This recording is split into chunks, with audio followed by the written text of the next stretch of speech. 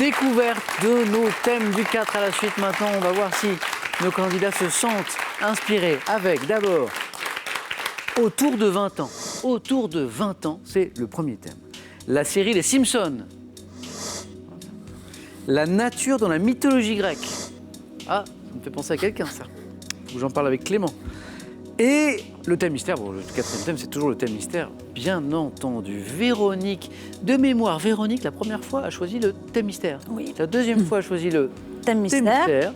Et là, Véronique, aujourd'hui, Et là, j'hésite. prenez votre temps. Je vais prendre le thème mystère. Alors là, Véronique.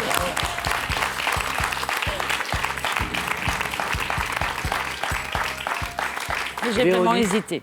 Bon, vous n'avez pas piqué la nature dans la mythologie grecque à Clément. Et encore, pourquoi je dis ça? Parce que Clément est enseignant-chercheur en archéologie grecque. Donc je me suis dit, ça pouvait l'intéresser. Pouvait, parce qu'il va peut-être prendre autre chose. Taxes et impôts dans l'histoire. On y va? Top sous l'Ancien Régime, quel impôt représentant en principe 1/10 des La produits dîme. de la terre? En France, quelle taxe était perçue autrefois à l'entrée de certaines villes sur les marchandises de consommation locale? L'octroi. Que signifient les initiales ISF de l'impôt instauré en 88 par le gouvernement Rocard? ISF. Impôt de solidarité sur la fortune. En 90, en Grande-Bretagne, quel nom a-t-on donné au très impopulaire impôt locatif par tête introduit par Margaret Thatcher? Grande-Bretagne. C'est un Ça impôt. ne me revient pas. Au 19e siècle, quel économiste allemand affirmait il n'y a qu'une seule façon de tuer le capitalisme, des impôts, toujours plus d'impôts. Économiste allemand. Hegel. Quelle taxe sur les produits et les services marchands était instaurée en France par la loi du 10 avril 1954, puis généralisée? TVA. Oui, c'est la TVA. 3 points, Véronique. Oh, ça va. Le thème mystère vous va bien. C'est vrai? Oui, 3 c'est points bien, c'est déjà vrai. hier aussi. 3 points. Et- Hier aussi, hein? et- Alors, je reviens sur ces bonnes questions. L'ISF, qui a été supprimé, qui a été transformé en IFI, impôt sur la fortune immobilière. Hein. L'ISF a disparu en France, c'est bien l'impôt de solidarité, c'était même plutôt sur la fortune. L'octroi, oui, la dîme, autant de bonnes réponses. Vous m'avez dit Engels, je crois, pour l'économiste allemand. Oui. Vous n'étiez pas loin parce que c'était Marx. Ah. Donc on était tout près. Hein. Marx qui disait il n'y a qu'une seule façon de tuer le capitalisme, des impôts, toujours plus d'impôts. Et puis, je sais que vous en avez entendu parler parce que vous l'avez cherché en Grande-Bretagne Oui, à en l'époque de 90. Thatcher. Ouais, ce nom qu'on a donné au très impopulaire impôt locatif par tête, introduit par Margaret Thatcher. Il y a eu des grèves, des manifestations à l'époque. C'est la poll tax. Oui, bravo monsieur. La poll tax, exactement. Véronique, bravo pour ces 3 points, Véronique. Merci. Bravo à vous.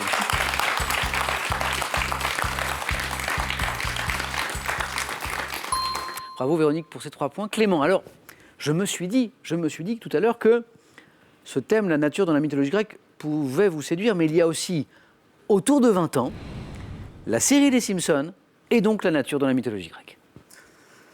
Vous mettez dos au mur, donc je vais prendre la nature de la mythologie grecque. Ah, mais je ne veux pas vous forcer la main. Hein. Clément, on est d'accord que c'est votre choix libre, mais c'est vrai que c'est plutôt... C'est à double tranchant. Exactement. Donc il y a une forme de pression, mais en même temps, ça devrait vous dire quelque chose. La nature dans la mythologie grecque. On y va? C'est parti. Top. À quel dieu suprême associe-t-on la foudre et le tonnerre? Zeus. Quelle fille de Cronos et de Rhea, sœur de Zeus, est la déesse de la terre fertile, du blé et des moissons? Déméter. Quelle titanide, amoureuse du berger Endymion, est la personnification de la lune? Séléné. Quel nom donne-t-on aux 3 filles de Zeus et de Thémis, à la fois divinité de l'ordre et de la nature? Les Carites. Quel frère de Zeus est le dieu de la mer et de l'élément? Poséidon. Oui. Quelle divinité de la chasse, sœur d'Apollon, parcourt Artémis. les forêts? Sous quel nom connaît-on la divinité du ciel, père des titans, dont Chronos et Océan? Ouranos. Quel dieu grec représenté comme un démon ailé est le dieu du vent du nord? Boré. Boré. Et ah bah voilà. Clément, malgré la pression, c'est vrai. Quand on est vraiment sur un thème qui est un peu une spécialité, on a aussi peur de faillir. Oui, complètement.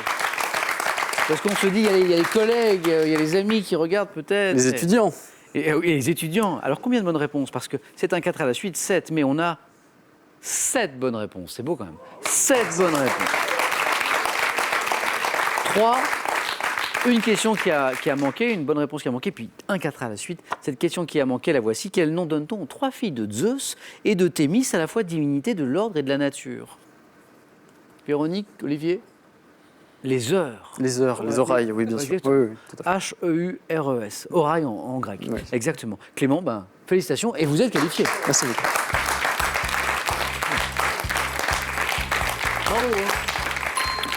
Bon, Olivier, donc là, c'est comme, je reviens au golf, je sais que vous êtes passionné, c'est comme quand on prend le départ d'un parcours, puis on n'est qu'avec des champions. Là, mais parfois, plus le niveau est élevé, mieux on joue aussi. Il y a Tiger Woods et Tiger Plouffe. Et vous seriez qui alors, Olivier? Je laisse choisir.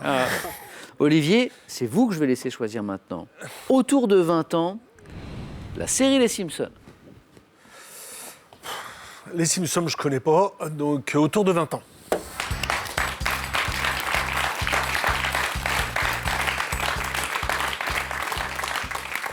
Olivier, vous avez eu 20 ans. Oui, Donc, cela fait de vous un spécialiste de la question, bien sûr. n'est-ce pas? Bon, Ouais. on y va? Ouais, on y va. Autour de 20 ans. Attention. Top. Dans quelle chanson Charles Aznavour nous parle-t-il d'un temps que les moins de 20 ans ne peuvent pas connaître? Aznavour. Oui, je sais plus. En 1923, quel jeune auteur meurt à l'âge de 20 ans, l'année de la publication de son premier roman, Le Diable au corps? Je sais plus. En 62, à quel réalisateur français doit-on le film L'amour à 20 ans? Réalisateur. Je sais pas. 31, à quel écrivain français doit-on la phrase J'avais 20 ans, je ne laisserai personne dire que c'est le plus bel âge de la vie? Je ne sais pas. Dans Les Amours, à quel poète français du XVIe siècle doit-on un sonnet commençant par Sur mes 20 ans, pur d'offense et de vice? XVIe siècle. Quelqu'un. En 2003, quelle jeune chanteuse interprète le titre J'ai pas 20 ans, quelques années après le succès de Moi, Lolita? Je sais plus. Toute jeune fille à l'époque. Oui, Alizé. Exactement. Ah, dommage. Non, mais c'est pas grave. C'était Alizé. Ah, Olivier, la bulle.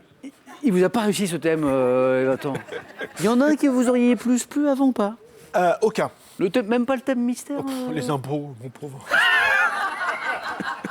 Mais qui aime ça? Mais en même temps, pour qu'un fonctionne, pour qu'un pays fonctionne, il faut bien qu'on en paye, bien sûr.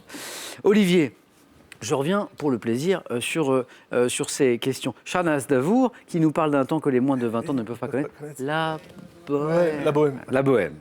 Ce jeune auteur qui meurt à l'âge de 20 ans, l'année de la publication de son premier roman, Le Diable au corps, c'est Raymond Radiguet. Le réalisateur français à qui on doit L'amour à 20 ans, c'est Truffaut, François. L'écrivain français qui doit cette phrase, qui est célèbre, mais qui l'a dit, qui l'a écrite, J'avais 20 ans, je ne laisserai personne dire que c'est le plus bel âge de la vie, c'est Paul Nizan.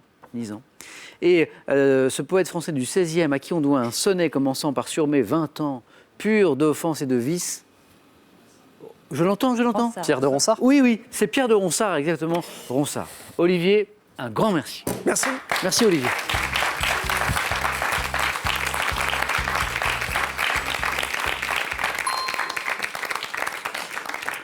Olivier, un grand merci d'avoir joué avec nous. C'est moi qui vous remercie, ainsi que l'ensemble de la production. Très bel accueil. Vous avez passé un bon moment. Et je rappelle, parce que c'est le dicton du jour et que je l'aime bien, et c'est un cadeau d'Olivier, il me l'a fait en début de partie, n'oubliez pas, mauvais départ n'empêche pas le part. C'est toute une philosophie positive. Olivier, un grand merci pour vous, ce cadeau. Xel.fr, vente en ligne de sacs et bagages de marque, vous offre cette valise et son vanitier assorti. Trouvez tout ce qu'il vous faut sur Xel.fr. Envie de changer de décor? Avec ces livres, faites de vos objets récupérés ou chinés des objets de qualité, durables et esthétiques et réinventez votre déco en quelques coups de pinceau. Face à face, dans un instant, mais juste avant, une nouvelle occasion pour vous de gagner 15 000 € à la maison. J'ai une nouvelle question pour vous. Quel nom porte l'artisan, vous savez, qui fabrique des pralines, des nougats, des dragées? Comment on appelle cet artisan? Deux possibilités. 1, le confiseur. 2, le glacier. Ah oui. Bonne réponse, 3243 pour le téléphone, par SMS 1 ou 2 au 7 10 20 et tirage au sort parmi les bonnes réponses. Vous savez que Véronique est sur la route d'une éventuelle 3e victoire, mais sur sa route justement il y a Clément. Le match, le face-à-face, dans un instant.